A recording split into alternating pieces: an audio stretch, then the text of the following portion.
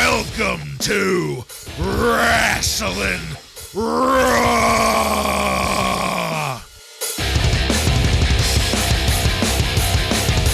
Alright, you're listening to Wrasslin Raw, the podcast that takes you back to when Raw became war and Attitude ruled. Thank you for joining us. You're here with Ryan Arico. I say, go to hell, Phil Mushnick. Joe Giammatteo. Joe Giammatteo. Oh shit, is this the week that he's making that pilgrimage down to Hogan's Beach Shop? You know, I think it is. I think it is.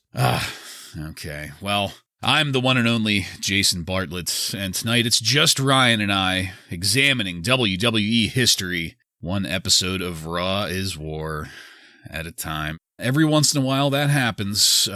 Joseph's wit and wisdom regarding the business is going to be missed, and we are going to just trudge on through it.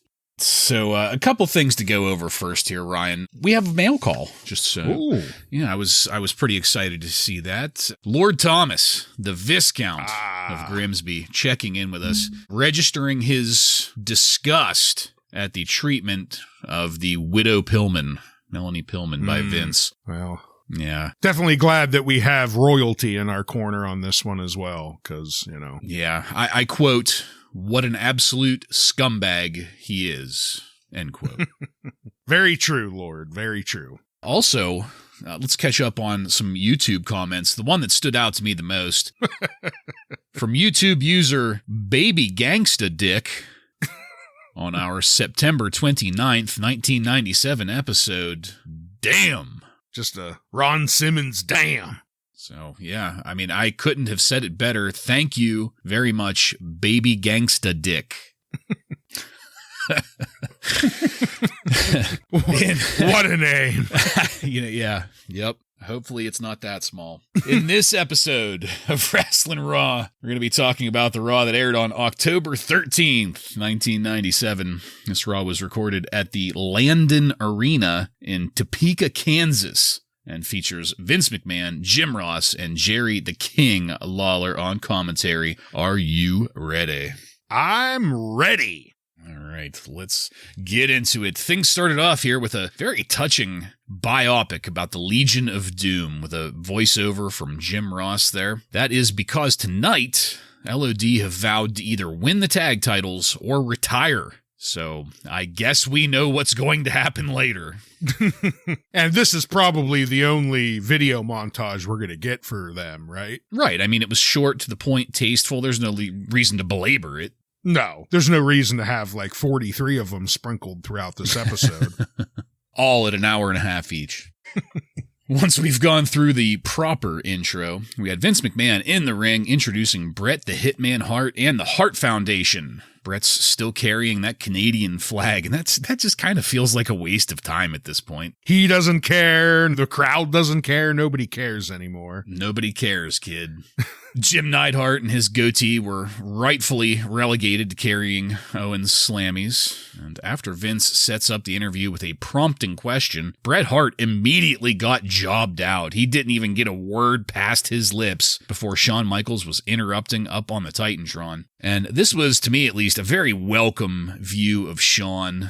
A non-aristocratic Triple H, Chyna was there, Rick Rude, and they appeared to be in some kind of 9th grade classroom. Shawn brought up footage of himself shoving the Canadian flag up his nose. Hunter had footage to show off Chyna hitting Bret. Bret still hadn't gotten a single word in at this point, but Bret finally does get on the mic and issues a challenge. Calls Shawn and Hunter both degenerates. And I did like Shawn Michaels saying that he's already beat up half of Bret's family, and he'd be happy to beat up the rest of them too. I loved Hunter doing like a pump fake in a promo, getting angry and saying, "You want a piece of me?" And then like immediately cooling down and saying, "Oh wait, I already kicked your ass last week." I thought that was clever as hell. Excellent delivery. In the end, Shawn and Hunter decided that they, Chyna, Ravishing Rick, ought to be considered D-Generation X, saying when somebody else makes the rules, D-Generation X will break them. Bret gave a lame response, I'm sorry to say, and then immediately got the Nation of Domination interrupting them for a final job out. there in the ring. And that ended this segment. Ryan, I have to say 2 things really jumped out at me the most. First, obviously, the official coining of the term Degeneration X here, but also the fact that Bret the Hitman Hart, the current WWF champion, has once again been a secondary player in a segment. What did you think of all this? Yeah, I agree. This segment was not bad. What Shawn Michaels, Triple H did here, and actually coining the phrase Degeneration X, all of that was done really well. But it's hard to ignore that they completely punked out Bret Hart here and the whole Hart Foundation. And my main question, especially after they show the Shawn Michaels sticking the Canadian flag up his nose again, who's the bad guys here? Yeah. I can't really tell, and it doesn't seem like the fans can either. They don't know who to cheer for. Shawn and Hunter are obviously at this point not quite at the DX level where they're over with the fans. The fans hate them right now. And we just got over this Canada, Bret Hart hates everything about America thing, and the fans are just sitting here going, I don't know who to cheer for. Yeah. So that just made it a little bit confusing, but that's not to take away from what Shawn was doing here. As much as I do dislike some of his backstage antics that he pulls, he is an entertaining motherfucker. And DX showed why they became the big phenomenon they were, because they definitely were getting the crowd and me interested in what they were doing here. So all around a good segment, but it's really hard to not see the complete bitching out of Bret Hart here. Yeah, completely agreed there. And I mean, you said it, the way that this crowd was reacting to the Hart Foundation, and we've said it in the past about other superstars, at least they're booing Shawn Michaels. They're not really doing much for Bret at all. I mean, there's a little bit of crowd noise there, but this is almost like the definition of lukewarm. And it almost seems as if, and understandable, at this point, Bret doesn't really care to get them any further. Why would he? He's going to be out the door soon. He's got this look on his face constantly that just everything around him is a pain in the ass. And I don't blame him one bit. I mean, I think I can empathize with that quite a bit. So, Well, as I said, we had the Nation of Domination hitting the ring at the end of that last segment. That carried us over into our first match of the night. Owen Hart with Bret Hart, Jim the Anvil Neidhart, and the Anvil's goatee versus Kama Mustafa with the Nation. That's D'Lo Brown, Rocky Maivia, and Farouk. This ends in a no contest in 4 minutes and 45 seconds, with Owen Hart retaining the WWF Intercontinental Championship as a result. And even this match got jobbed out to Degeneration X before the bell even rang. DX was coming out to Shawn's music to prowl around ringside. Shawn and Triple H grabbed headsets from commentary and became commentary for a good chunk of this match. I'd say probably 80% of it. And obviously that was hilarious. I mean, I especially liked Shawn Michaels calling Bret Hart the droopy dog of the WWF, because that really fits. In the match, Owen, he hit a really nice looking enziguri, so that was good. But focus kept on getting drawn back to commentary. The King still had his headset on. He tried to buddy up to Shawn and Triple H, but he got shut down nicely. I was pretty happy about that. I didn't want the King getting mixed into any of that. And Shawn said that Stu Hart is dead, but his body and brain just don't know it yet. And I popped. I mean, that's good shit, pal. At one point, the Hart Foundation tried to come at Shawn, but the Nation of Domination stopped them.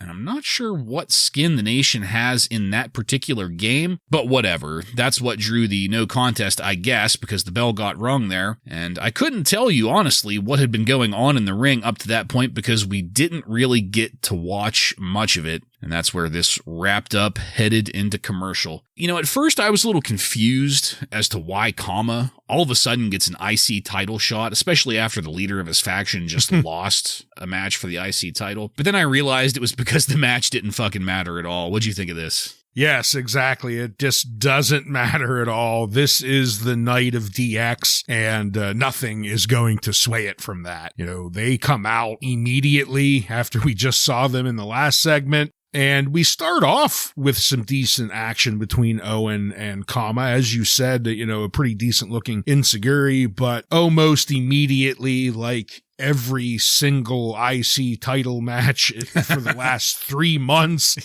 We don't pay attention to it at all. Immediately, we're focusing on commentary, and they're pulling bananas out of briefcases and snacking on them. One thing I do like that they're doing to kind of set the DX hatred apart from your typical heels are even your standard heels like the King end up not liking them. Yeah. They're completely disliked by everyone, even the people who typically cheer on the heels. So that's kind of a cool thing they're doing to differentiate them a little bit. But other than that, the match just kind of ends in pandemonium, and we have yet another IC title belt match that was completely worthless. Yep, that's just the trend of things as far as the IC title goes. It's the new tag belts. Oh my God. Don't say that. The European title's the new tag belts. So one of the things that struck me the most about this was, and I'm going to say knockoff, but I don't mean it in, that traditional purely negative sense. This was very much an NWO knockoff. Yeah. And it's not surprising, they're the Clique, but Nash and Hall, they got there first, being the two obnoxious jackasses interrupting commentary, even the heel commentators hating them, almost a blueprint for what Shawn and Hunter did here. So we all know who's going to end up winning in the end, but it's just, it was kind of blatant to me almost just how knockoff it was. Well, so, earlier we had that video package about LOD, but you know who that left out? Paul Ellering.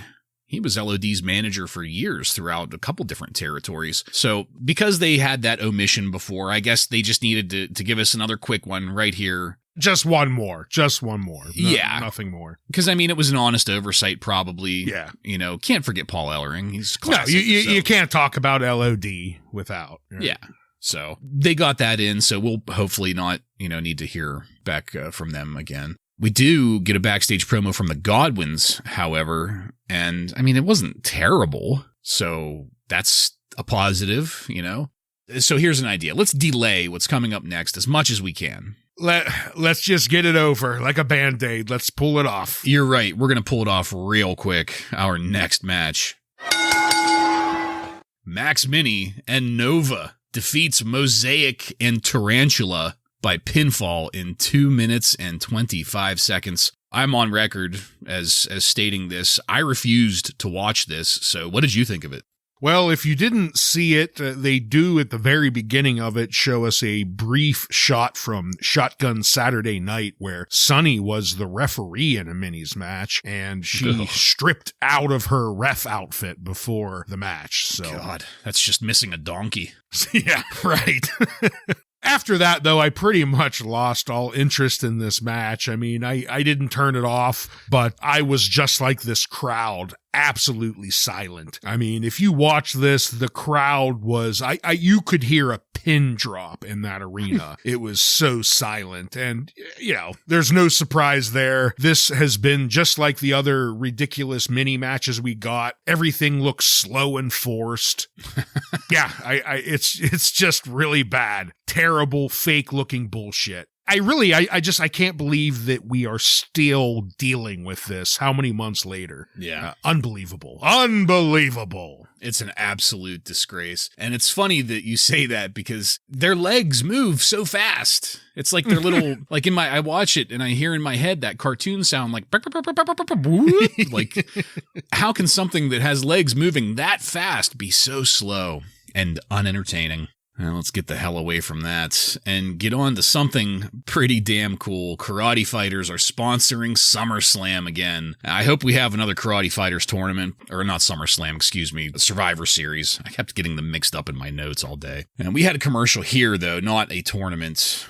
Those two fans, George and Lenny, or whatever the fuck their names were, they were highlighting a promotion that if you win, a WWF superstar of your choosing will come to your town and take you and 10 of your friends out to dinner. I thought that was a super cool concept, and it ended up extremely perverted with Sonny serving thighs and breasts to the boys there. So now I was debating on whether or not we should go here, but it's on everybody's minds. I know it is. I know it's something that has been just weighing on our souls, and we should just Like we've said before, rip off the Band-Aid, the Honky Tonk Man, and Rockabilly. Trouble in Paradise, Ryan. I mean, I'm shocked. I've been wondering for months where they've been. There has been a public outpouring of concern for that relationship. So I guess on Shotgun Saturday Night, the Honky Tonk Man, he was in there trying to help Rockabilly, something to do with Flash Funk and grabbing a leg, or at least he thought he was grabbing Flash Funk's leg, but really Honky Tonk was grabbing Rockabilly's leg, gave Flash Funk an advantage briefly to get a surprise roll-up pin. Rockabilly lost that match. And after that happened, a very much glammed up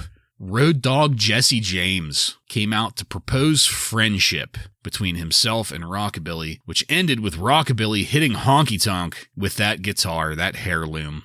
And that is where this segment ended. I am both really happy and very surprised at how we're handling the transition into the New Age Outlaws here. I mean, I joke around about the fact that we haven't heard dick from Honky Tonk Man, Rockabilly, or Jesse James, really, frankly, in, weeks now at least. I take that back. They were both lumberjacks in that lumberjack match last week, but that's it.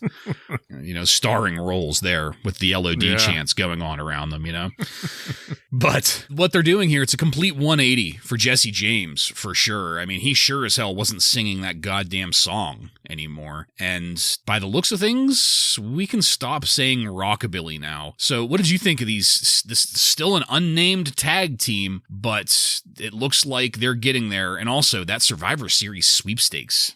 So starting with the Survivor Series Super Supper Sweepstakes, that looks very, very cool. I mean, I know, hell, even today I would probably love to win something like that. So that's cool as hell. And I hope they give us updates and, whoever actually wins, and maybe we get some shots of whatever superstar they pick. I'd like to see updates. That's all I'm saying. Yeah. The Honky Tonk, it was great to see him get the guitar wrapped around his head. But when the Road Dogg Jesse James came out here, I'm thinking to myself, have we completely forgotten about Double J Jesse James? Because there's no mention of him. And then, he's no longer a country singer. Now he's like a Kid Rock ripoff or something. Oh, wow. That's rough. Wow. It's also the truth. It is. That is the Road Dogg character. I mean, moving forward, he's a Kid Rock ripoff. But we have the formation. We don't know it yet, but we have the New Age Outlaws now. So that is a big step moving forward into the Attitude Era, especially on the night that we coined the phrase Degeneration X. So it is kind of exciting. Yeah, agreed there. And they even let Road Dogg off the leash a little bit on the mic. I mean, he had quite a bit to say there, and he was very, very Road Dogg. I don't think he's going to need to practice much at all to be the hype man of the group. Well, that took us into our next match. Shawn Michaels, with Triple H, Chyna, and Rick Rude, defeats Flash Funk by pinfall in 2 minutes and 45 seconds, and by God, Flash Funk is our jobber of the week. Thank you, Bartlett. Yes, Flash Funk is our jobber of the week, and let's be honest, this has been a long time coming. Flash Funk was born Charles Bernard Scuggs on October 25th, 1965 in Denver, Colorado. He debuted in 1985 as an untrained wrestler competing in local Colorado indie shows before moving to Japan and training at the New Japan Wrestling Dojo at the recommendation of Big Van Vader. Scuggs has used the ring names Flying Wazuma, Black Wazuma, Scorpio, Flying Scorpio, 2 Cool Scorpio using the number 2, 2 Gold Scorpio, 2 Old Scorpio, and of course, Flash Funk. After his time at New JPW, Scuggs joined WCW and made his United States TV debut on November 18, 1992, as Ron Simmons' mystery partner at Clash of the Champions 21. Flash would spend the next 2 years working for WCW and had a brief reign as the World Tag Team Champion with partner Marcus Alexander Bagwell in October of 93.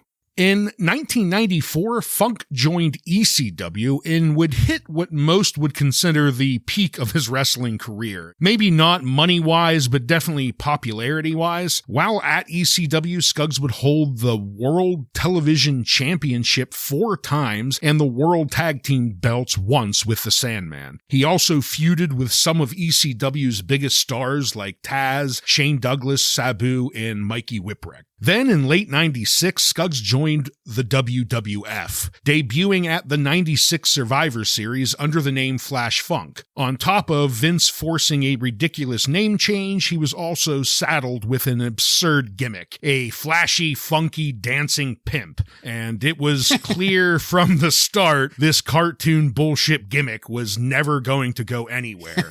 But they would try for the better part of 2 years. Which takes us to where we are now, at the rock bottom of Scuggs' career.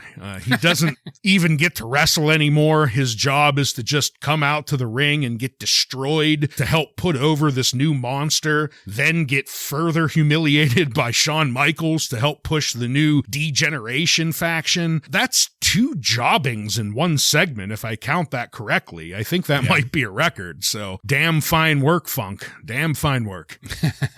Thankfully, by 98, he would be allowed to shed the Flash Funk name and gimmick.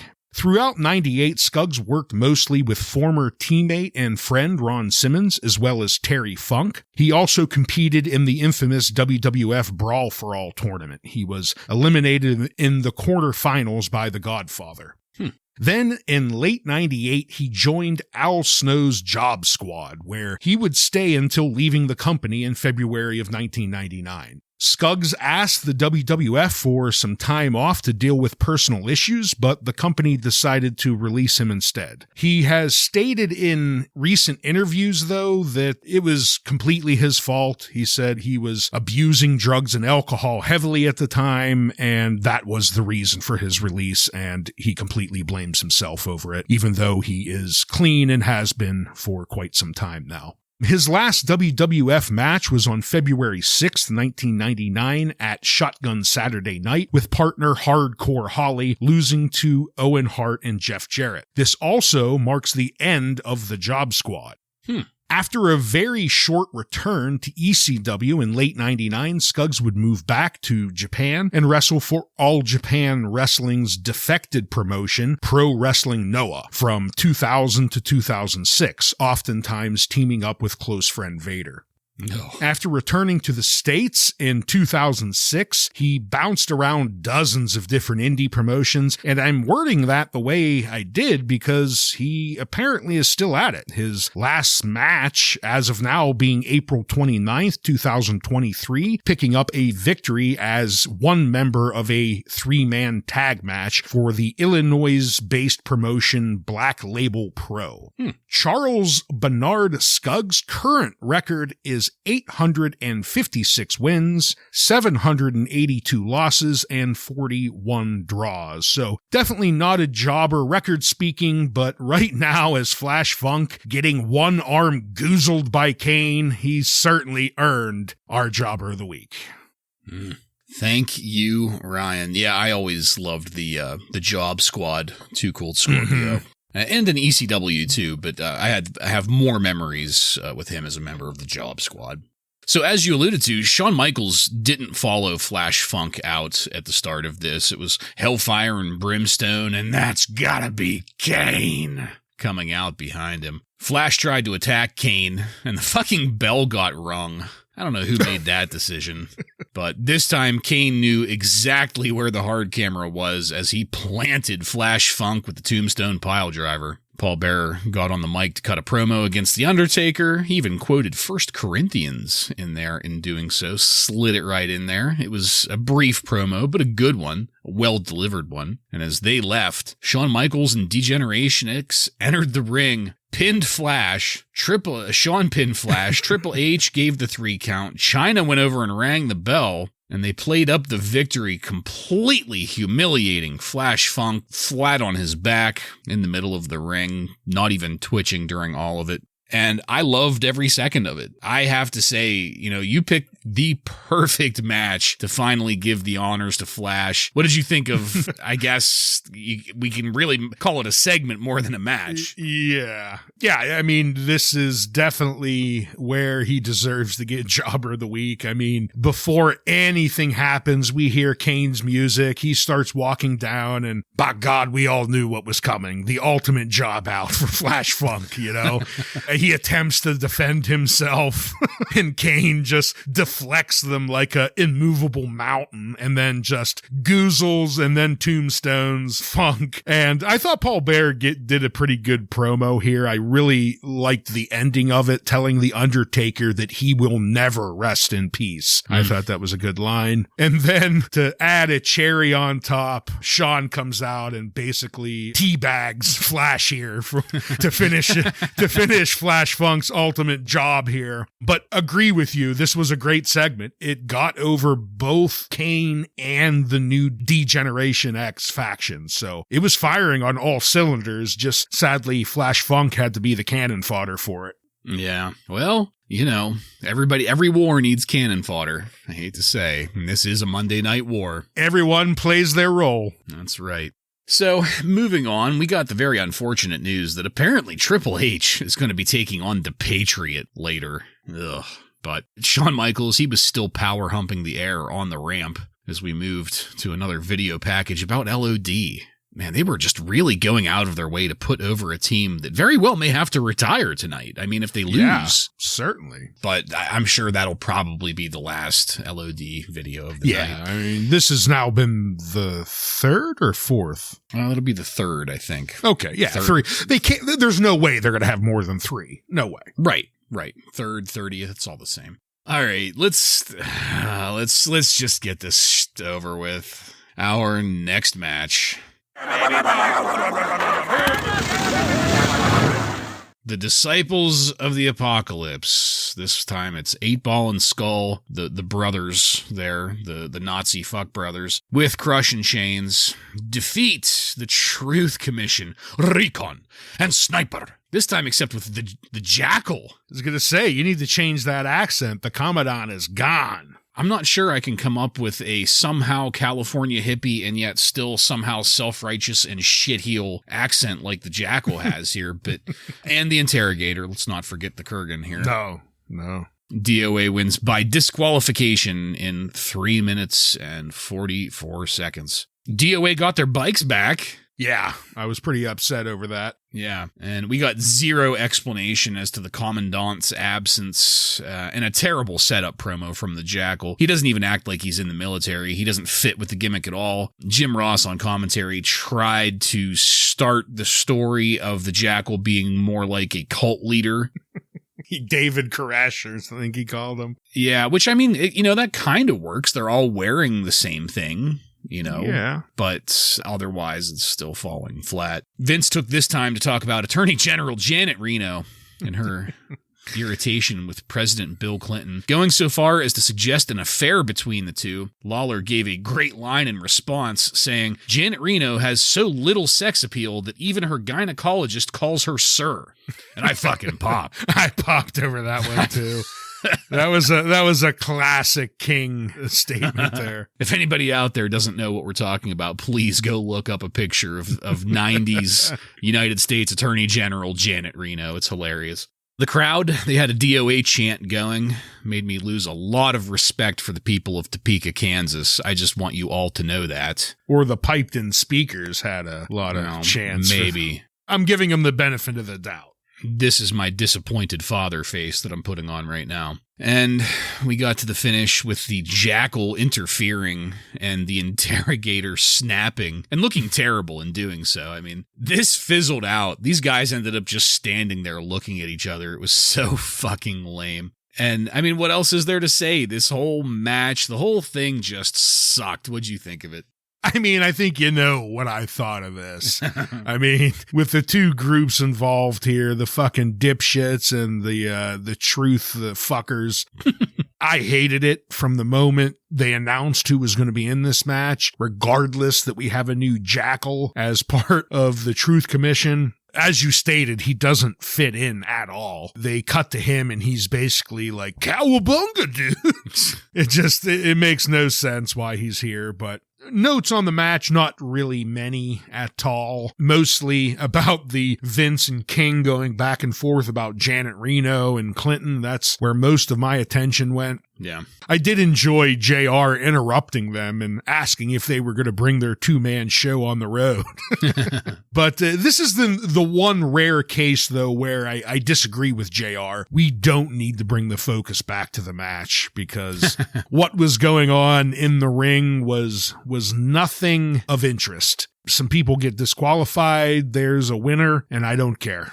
Yep, moving along to something infinitely better, the PlayStation Slam of the Week, brought to us by Bushido Blade. And Ryan, that looked like some fantastic gameplay, didn't it? It absolutely did. Bushido Blade and its successor, what was it? Kengo Master Kengo of 2, Bushido. Master of Bushido, yeah. Yeah, that's another game in the series. Just some of personal favorites of me and Bartlett's going back to kids, and I absolutely popped my ass off when I saw that they were the who bringing us the Slam of the Week this week. Fantastic shit. Yeah, and I've said this many times to many different people who had no idea what the fuck I was talking about. Kengo 2, Master of Bushido, is quite possibly the single greatest video game ever made, and nobody knows what the hell it is. Yep. I hope people go out and test it because we've talked about it here. In this voiceover, they give the claim as to why it's so great. Unique swordplay, unlike any other game you've ever played. And that's absolutely true. Absolutely true. Yep.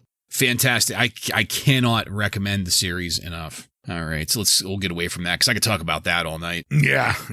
The slam was a couple of sloppy-looking Pearl River plunges on some jobber by a sloppy-looking Ahmed Johnson. Hoo-hoo. Not sure. I think that was a Shotgun Saturday Night that Slam of the Week happened on. And we reviewed DX's shenanigans earlier. That's how we ended the first hour of Raw. And of course, we kicked off the second hour with the glass breaking and Stone Cold Steve Austin coming down to the ring to, I guess, negotiate with Vince McMahon or something. That's what JR kept saying. Vince had a clipboard with a piece of paper on it that had the word contract on it in 180-point font so that we could see it from the cameras around the ring. Austin insisted on Vince signing it first, and then Austin started playing coy about signing the forms. He was really playing to the crowd here, getting the energy levels up and succeeding at doing that. And with the signing of the contract, Austin officially gets Owen Hart in the ring at the Survivor Series. But it wasn't over yet. Austin wanted a handshake and toyed with McMahon about getting another stunner. And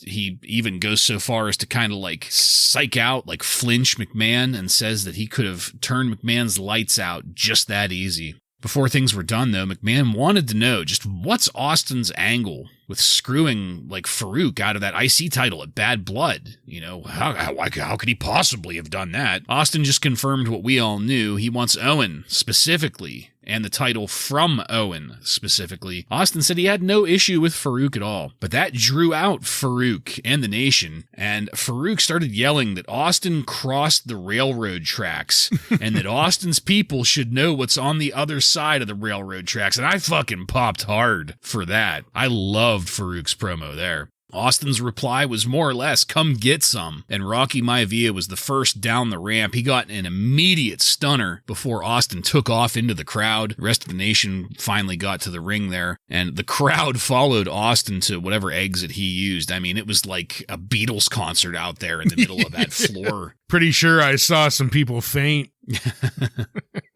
We got another video of LOD after that. But you know what? This one, it's reasonable again because earlier they forgot to talk about their motorcycles and how they drove them into Wembley Stadium in 1992. And now, you know, a tie-in, we have the DOA and their motorcycles. It makes sense. And it was an iconic image, you know, them coming down with the football player, you know, spikes. And just like DOA coming down in their bikes. Iconic. Forever immortalized in people's memories.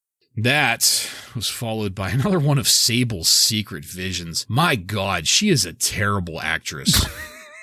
Fucking terrible. And this time Max Mini was in there somewhat. Like he was like frozen in a pod or something. I don't know. But you know what? After that, another LOD video. And then an LOD promo too, putting over their upcoming match later. You know, their careers are on the line.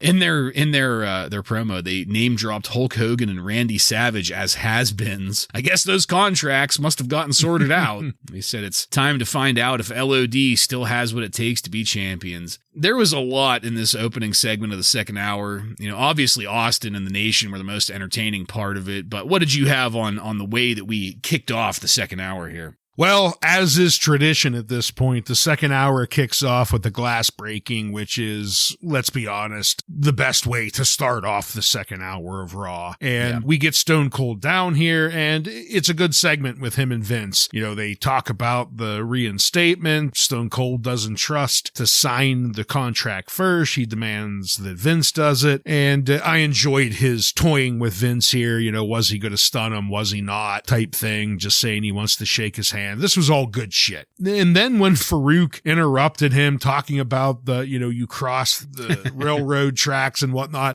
it was good stuff out of Farouk and the Nation in general. And I really liked how Stone Cold came back too. He said, well, you know what? You guys are a bunch of big motherfuckers. It should be nothing for you to come down here and take care of a guy with a hurt neck, right? And immediately Rocky comes running down, and immediately he gets like stunned as he's coming into the ring. He's just boom, done. Austin takes off through the crowd, and the crowd is just molesting him on his way out. Good segment, got the crowd happy and involved, and really just a really good way to start off the second hour. We then move into the 23rd LOD montage. Yeah, we got to see the motorcycles this time. Kind of hilarious to see it in contrast to the honey dippers here, you know, and how much I don't care about that. Sable had another one of her barbed wire things here, but yay, we added Max Mini to this one, so it should have been better, right? Right, yeah. Then we got the Legion of Doom's promo, which, you know, I thought was pretty good. Usually we don't get Animal for this length of time, but he really goes into bashing Hulk Hogan and Randy Savage. He's really working on those brownie points with Vince here. And then Hawk gives probably his most calm and subdued promo that we've ever seen. Yeah. He says calmly, if we lose tonight, we're gone forever. And that's all he kind of says. So I thought that was kind of a cool promo. Yeah. Yeah, agreed. And I mean, at this point, it's going to be like fucking heartbreaking if they lose. Yes. Yeah. I mean, just gut-wrenching. All right, let's delay that. Let's get to our next match.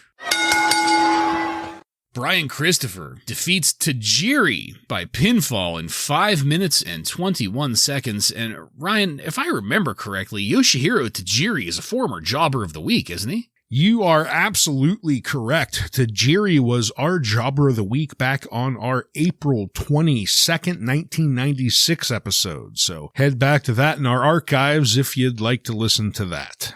Yes, please do, because Tajiri is the shit. And I say that because, for a lot of different reasons, and I'll touch on some of them here. First off, though, I think things are actually going pretty well for the light heavyweight division. Now that we've got Taka, Brian Christopher, Tajiri's starting to, show up a little more. Yeah. Because in this, I actively wanted Tajiri to beat the shit out of Brian Christopher. Mm-hmm. I enjoyed this match. I'll say it up front. I enjoyed this match. I hate Brian Christopher, and I love Tajiri, and that's more emotional investment than I have in, a good 50% at least of the matches that we usually see here. So I enjoyed the hell out of the match. Commentary was a little bit obnoxious because they can't let go of the whole Brian Christopher as Jerry Lawler's son thing. Like, if they had just maybe touched on it briefly once and then moved on, then that would be okay, I guess. But they just really bite into it here. In the ring, Tajiri did this move. I don't know what to I don't know what to call it. It was such a maneuver. It was close to an Oklahoma roll. but it wasn't. And it ended in a pin. And I fucking loved it. I wish somebody on commentary had like given it a name or something, but I loved watching it. That was entertaining as hell to watch. Jerry Lawler said that Brian doesn't know about martial arts. Brian thought judo was something you make bagels out of. Wow. Scorcher. Yeah. Good God.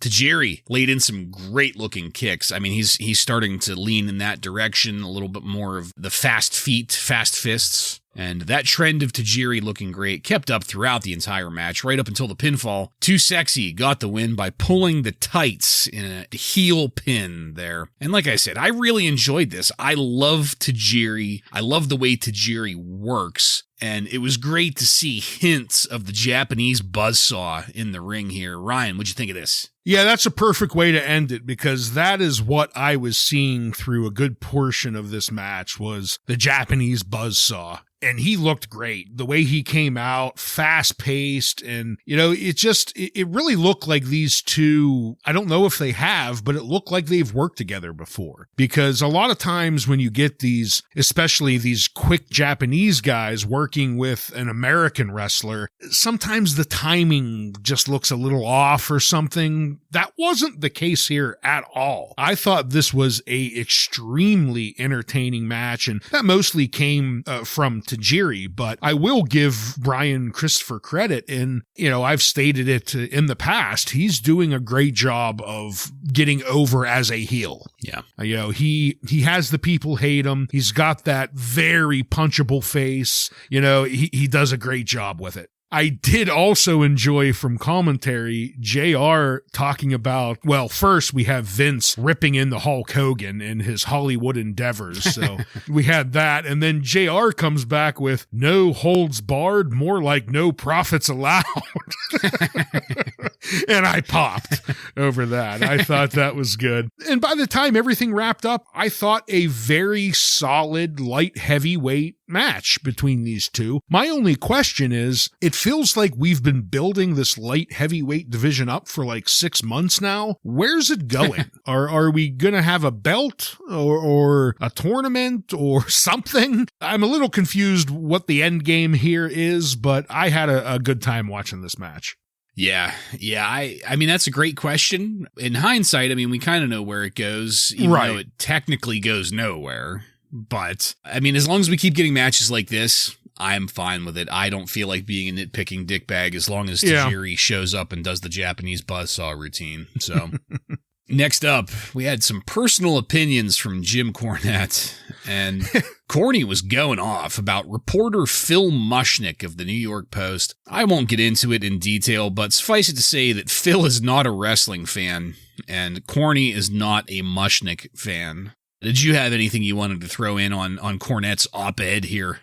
Yeah, not much. I used his final line from this segment as my opening segment because I did find the rant enjoyable. The fact that we're not spending a lot of time on this doesn't mean to not go back and watch it because it was entertaining. But yeah, there's not a ton to talk about. Jim Cornette hates Mushnick, and Mushnick hates wrestling. Yeah, it would be a disservice to Corny to try to quote it because, I mean, it's his rapid fire style. And if you like Cornette, you'll love this segment. If you don't like Cornette, then you probably won't. So let's move it along to something I was really curious to see after everything that happened. Our next match. Goldust with Marlena defeats Savio Vega with Los Boricuas. That's Jesus Castillo, Sasquatch Perez, and Jose Estrada by pinfall in 4 minutes and 17 seconds. And Goldust and Marlena still coming out like newlyweds. I fucking hate it. She's got the scar back, though, and, Yeah, it was back, but Goldust, carried her halfway down the ramp like he was carrying her across the fucking threshold. Vince McMahon continued to dig into Hulk Hogan here. Hogan's movies, Hogan's unreliability in paying debts, a few other things. Savio hit a great standing sidekick while the referee was kicking the rest of Los Boricuas out of the ring area because they were interfering. So that was two things that I liked. Then, of course, Savio had to go after Marlena, but I guess that was just a swerve, bro, because Goldust came over to try to separate them, and with perfect timing, Savio hit a roundhouse kick that just leveled Goldust. It looked great. Great camera angle on that. And Goldust ended up nailing Savio with Marlena's purse to get the victory after a clever ruse involving the cigar. So the king did go over and investigate that purse and confirmed that there was a brick-like object in it. So I thought that this was a huge step in the right direction for Goldust. Was it perfect? No. But there was virtually no mention of the past angles. I mean, they didn't even say Pillman's name once, I don't think. There was once. Once? Okay. Well, it certainly wasn't twice then. No. Okay. And, aside from the wedding march down the entryway, we're already getting back to semi-normal, or maybe back to bizarre, hopefully, with Goldust. And, the match wasn't half bad either. What'd you think of it? Yeah, I completely agree that the match wasn't bad and things are heading in the right direction for Goldust. But as Goldust and Marlena were heading down the ring, Vince makes this statement. Out of respect for Brian Pillman's family, they will not be doing the renewing of their wedding vows as was originally planned for tonight. Oh, okay. That is the only line that we get. And, I kind of don't understand why. It feels like maybe we just forget about that was ever going to happen, especially because you just disgustingly had Brian Pillman's wife on an interview last week. Do we really need to go back into the storyline with him raping Marlena thing?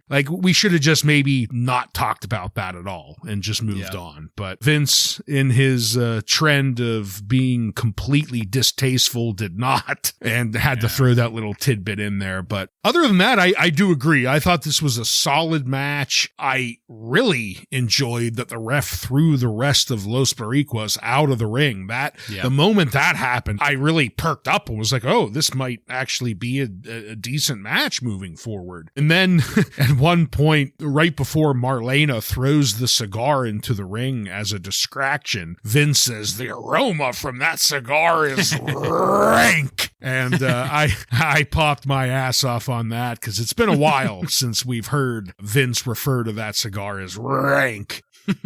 The action in the ring, very solid between these two guys. So hopefully we could get both Goldust and Savio back to their old ways and not what they've been fucking around with for the last few months. Yeah, agreed there. I was just happy to have a good match out of these two because it feels like that we haven't been getting good matches out of them for so long now. And it's because of that storytelling you mentioned. Mm-hmm. So they had to just keep reminding us that we're going to get the Patriot in action. I was not looking forward to that. And they did have a great commercial for Jack's wrestling action figures. They had a Stone Cold figure and a Vince McMahon figure. And it made me remember that Jack's wrestling figures at the start of Jax's run with them, looked almost nothing like the people they were supposed to represent. It was kind of ridiculous, especially the Vince McMahon one. That was pretty ridiculous. Unrecognizable, the Vince McMahon one. But the break between the action was brief, and we headed into our next match. Ahmed Johnson versus Triple H with Shawn Michaels and China ends in a no contest before it ever gets started. So I have to ask you, because as we've said, this was supposed to be the Patriot going up against Triple H, and we'll talk about what happened to the Patriot, but so just why wasn't the Patriot the jobber of the week here? Well, although the Patriot may have deserved it here, philosophically speaking, I don't think that the Patriot should ever get Jobber of the Week, only because I dislike the Patriot that much that I really don't feel that Wrasslin Raw's Jobber of the Week title should ever be given to him. He should not get that honor. Yeah. Well, as the chairman of the Carpenters Union, I fully endorse and support your decisions in these matters. So, that's not at question here. I just wanted to clarify for our listeners, because what happens could arguably be a pretty strong contender for Jobber of the Week. But I do feel, and maybe this is some of my podcast pride showing, that the title of Jobber of the Week, as much as we joke around about it sometimes, it's a pretty prestigious fucking honor, and the likes of the Patriot do not earn it. Exactly. Regardless. I mean, look at tonight. Flash Funk did a double job tonight in one segment. That's why he deserves it. The Patriot just got smacked in the back with a fucking briefcase. Fuck him. All right, we'll get there in just a second. I had to note here, it irritates the shit out of me that now that we're to full DX, Triple H is still coming out to the Blue Blood music, dressed in those fucking pirate pants, doing the bow. Like, he's trying to have the best of both worlds, and I can't stand that. Just let's leave that behind. We're like right there. Please God, leave it behind. And so DX came out first, followed by the Patriot, and in one of the single best moments in the years that we've been doing this podcast, the Patriot comes out, makes it about 6 steps out of the curtain, and then Rick Rude comes out behind him, taps him on the shoulder, throws hot coffee in the Patriot's face, hits the Patriot with the briefcase, and then drives the Patriot back into the back. The fucking Patriot's feet didn't even touch the ramp. I fucking popped.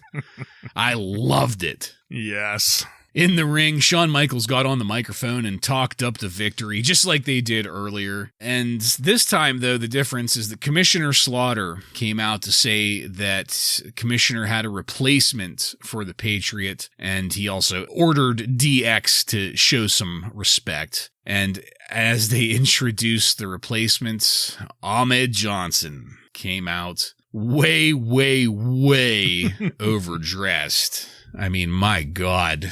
I almost wanted to call him Red Rocket Johnson because he was fucking just covered in that obscene red that he wears. The Kool-Aid man. Yes. Oh my God. And it's a cherry mix on him. And he's getting closer and closer to the...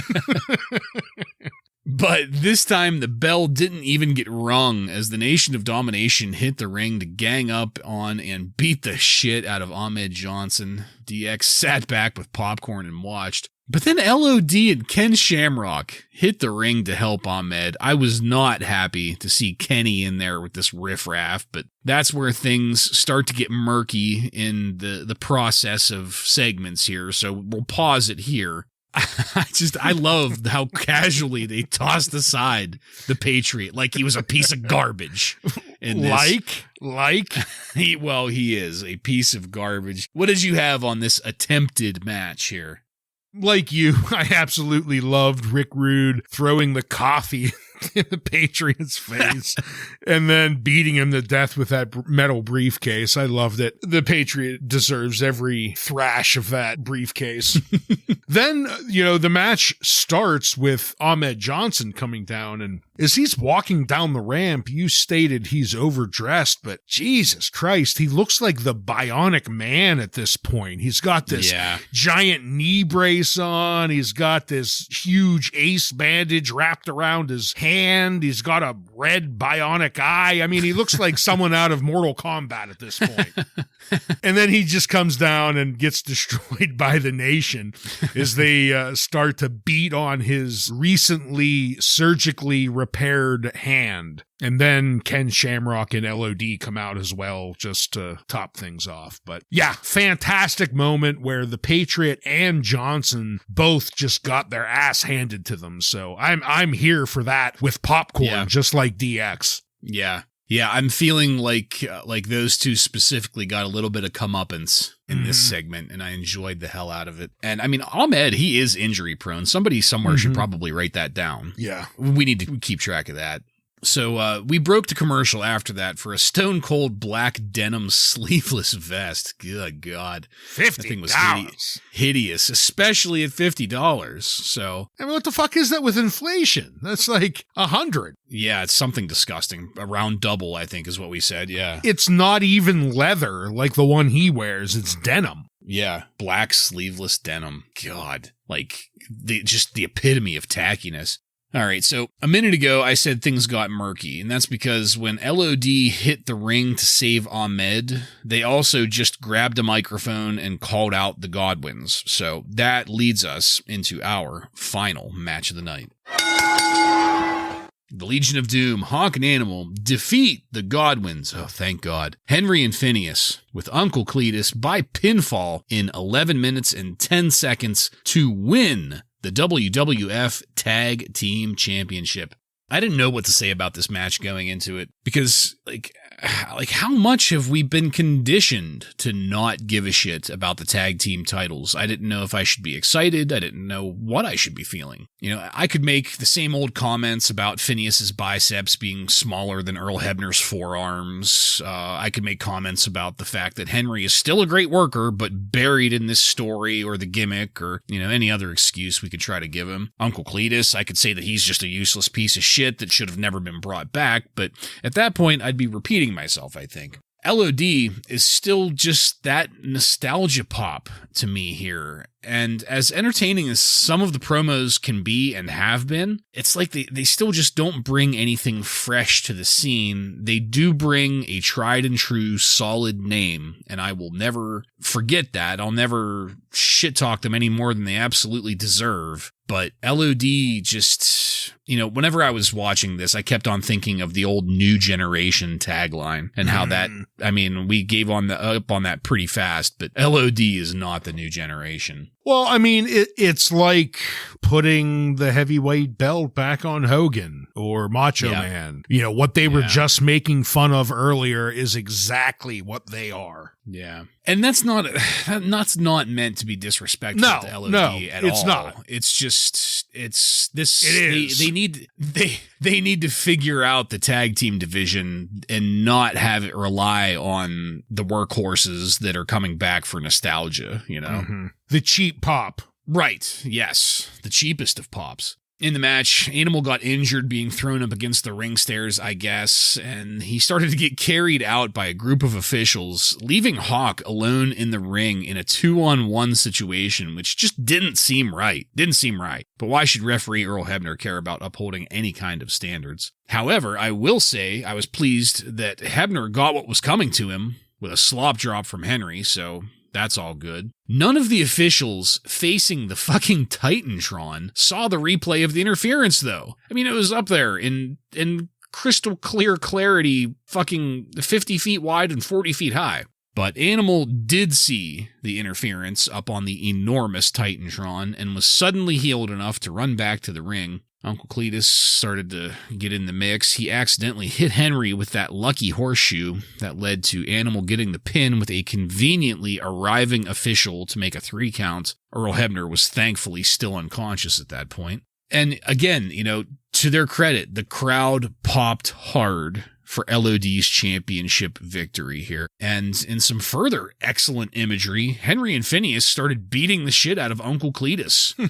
It actually looked like they gave him a broken nose in that because the blood started pouring out of Phineas's nose, or Cletus's nose, excuse me. And with that, we faded to black. So as good as it was to hear that crowd energy for LOD's victory, and again, it can't be understated, the crowd popped fucking hard for this, I still don't give a shit about them, or the tag titles, or the Godwins, or any of this. So what did you think of this match and the way that Raw ended tonight? To start off, Bartlett, I don't know if you caught this, but if LOD doesn't win tonight, they are going to retire. Did you hear that? I did, and going into it, like I was almost shitting my pants in anticipation. Okay. I didn't hate this match. I thought it was pretty solid. I mean, I get where you're coming from in that that we just don't care about the tag team division. And this was not some giant standout match by any means either. But I thought it was a solid big bruiser match. We had two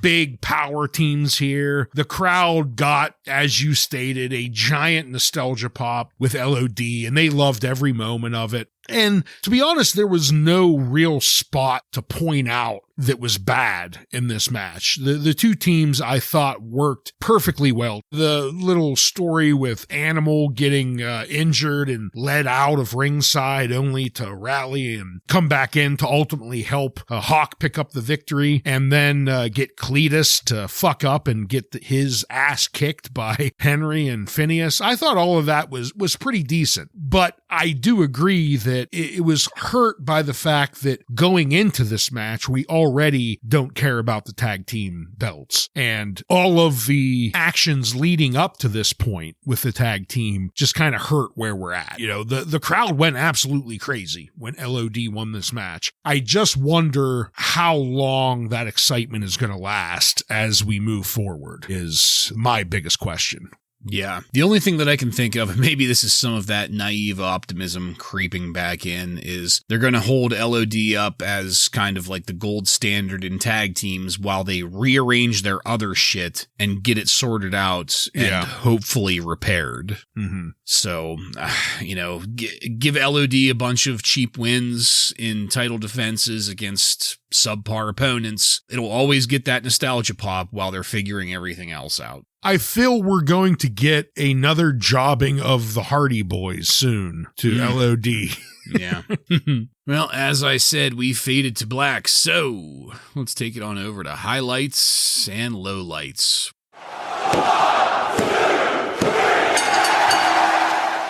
What do you got? Well, my highlight, I'm going with the kickoff of the second hour and the Stone Cold segment. He was entertaining. The segment with the Nation was entertaining. Crowd liked it. I loved it. It was good shit. I thought that was the highlight. The low light is the Disciples of the Honey Dipper versus the Truth Commission. I really don't think I need to explain myself with this one. It's the low light. Yeah. In Pokemon terms, Disciples of Apocalypse and the Truth Commission in one match would be considered a super effective weakness. That's 4 times damage to my give a shit. Wah, wah, wah. So for my highlights, I mean, plenty to choose from here. There was a lot of good shit in this episode, but I went with the absolute humiliation of the Patriot. Get him the fuck out of here. Gone. For my low light, the midgets. There's no reason why we couldn't have figured out something else to fill 2.5 minutes with. It's not like it's a 10-minute match. 2.5 minutes. They could have just said to Shawn Michaels, hey, you have 2.5 extra minutes you need to fill, and he could have done it. He could have went out there and flaunted the bulge. That's right. Anything would have been better than that. All right, so, ordinarily this is where I'd turn it over to Joseph for some contemporary wrestling news from on and around October 13th, 1997. But as he is at the altar worshiping the NWO belt in Hogan's Beach Shop right now, he passed those on to me. So I've got a couple snippets here from the Wrestling Observer just to keep us on track and up to date with the news. Starting off, we have Meltzer's comments, I guess you could say, on the Melanie Pillman interview, or at least the aftermath of it. Meltzer says, after reflecting back 1 week, without question, the Melanie Pillman interview in hindsight was a bad idea. While I haven't spoken with anyone in the WWF on the subject, I'd be shocked if in hindsight they at this point haven't come to the same conclusion, and there are people who have given me that impression. It was too soon. It shouldn't have been done live. Thank you, Dave. That puts it lightly. Hey, speaking of lightly, what an amazing transition. Yokozuna, who is said to be down to 500 pounds. Whoa. So, light indeed. He's lost like 300 pounds then? Something like that, at least 450. He starts back on the road in November coming up. So I guess the preliminary plan is for him to be a heel. And get this, he may work a program with Vader. Oh my. Doesn't that sound like a winner? It also sounds like it makes me remember that time when Yokozuna busted Vader's ankle, I think. Is that what it was? No, it was the other way around. Vader busted Yokozuna's ankle, and they had to carry him out on the forklift. Yes. Yep. He's getting revenge for the humiliation, I guess. The WWF is going to start a tour of Saudi Arabia in December. So I anticipate at least maybe some promotional material for that, if not some storylines coming out of it. I'm sure that's going to fall through and never continue, right? Right. We're not going to ever go back to Saudi Arabia after that. No.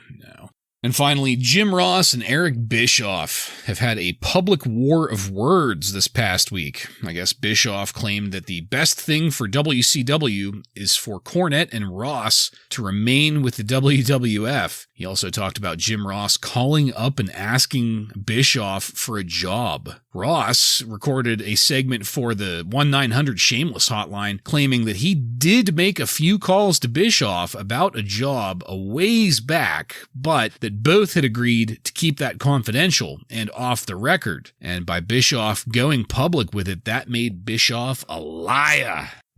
That is it for the news.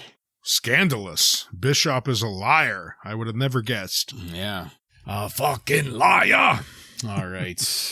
So that's it, folks. We are done with this one. I want to thank you again for joining us. If you like what we're doing here and want to connect with us, you can email us at WRASSLINRAW. Just add @gmail.com to the end of that to submit questions or comments. Check us out on social media and on every podcast subscription platform. While you're there, don't forget to follow and subscribe to get every episode of Wrasslin Raw coming to you every week. Give us a 5-star review and tell all of your friends to tune in to the most juvenile Monday Night Raw review podcast on the airwaves. Next week on Wrasslin Raw, we're going to take a look at the Raw that aired on October 20th, 1997, with matches featuring Dude Love, Mark Marrow, and many more. So, for Joe and Ryan, I'm Jason, and this has been Wrasslin Raw.